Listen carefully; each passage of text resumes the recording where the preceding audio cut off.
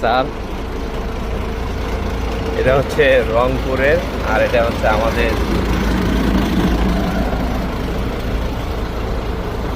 Bogura two Dhaka. কিসে গাড়ির? আমি চিন্তা করি হ্যাঁ। এই গাড়ির মালিকরা কখনো ভালো হবে না। কেন? এত টাকা ভাড়া নেয়। হ্যাঁ। এই যেমন আমরা বগুড়া থেকে যে আসতেছি, হ্যাঁ 1200 টাকা ভাড়া দিয়ে ঢাকা যাচ্ছি, 9:30টার গাড়ি, গাড়ি ছাড়ছে 9:45-এ, হ্যাঁ 15 মিনিট লেট, ওটা তো হ্যাঁ। মানাই যায়।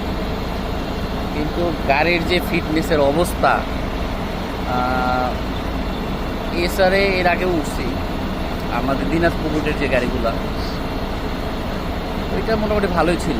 ভিতরে পিছনে বসছিলাম, আমারই ঝামেলা হয় না। হুম এই গাড়িতে ওঠার পর মনে হয়েছে হুম। ঘোড়ার গাড়িতে উঠছি। হুম। খুব দ্রুত দৌড়াইতেছে, পাশাপাশি মাজা মোজা যা আছে সব ভেঙে শেষ। ফেলছে।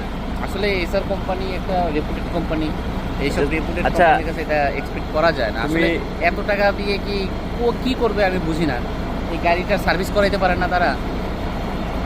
এই যে গাড়িটা, এই যে গাড়ি, গাড়িটার আউটলুকটা দেখো, কি অবস্থা। একটা হুন্ডাই গাড়ির এই আউটলুক। এই যে এটাও তো একটা হুন্ডাই আছে, এই যে এটা তো ভালো, এটা হচ্ছে রংপুরের। আর এই যে এটার কি অবস্থা আশেপাশে, এই যে সিল পাকড়া উঠে গেছে। এখন কি বন্ধ হুন্ডাই আসা? না, আসলে হুন্ডাই আসা বন্ধ না। আমার কর্তৃপক্ষের কাছে একটা অনুরোধ হুম। যে আপনারা টাকাটা একটু হালাল করে খান। টাকা খান, আপনি 1200 জায়গায় টিকিটের দাম 100 টাকা বাড়ায় দেন, হ্যাঁ, হুম। কিন্তু কোম্পানির রেপুটেশনটা নষ্ট করে দিন। আসলে এইরকম একটা গাড়ি দিচ্ছেন আপনি, গাড়িটা সার্ভিস করাইতে আপনার কাছে আহামরি খরচ হয়তো বা হবে না, আপনি তো কম টাকার মালিক না, তাই না? কিন্তু এই সিম্পল একটা গাড়ির জন্য কতগুলা সার্ভিস আপনি মানে বাজে করে দিতেছেন। ঠিক আছে।